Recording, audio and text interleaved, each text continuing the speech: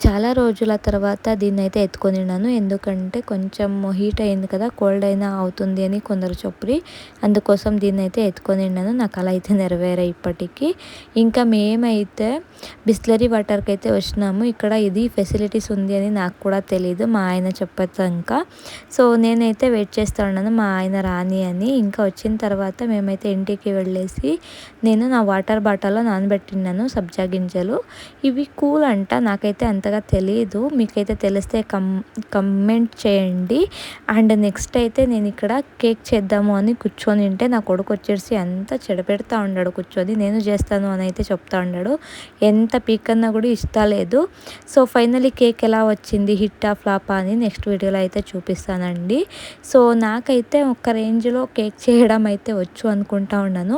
ఇంకా నా కొడుకు తిప్పరా అంటే అలా తిప్పుతా ఉన్నాడు చూడండి. ఇంకా ఫైనల్‌గా ఫ్లఫీనెస్ అయితే వచ్చే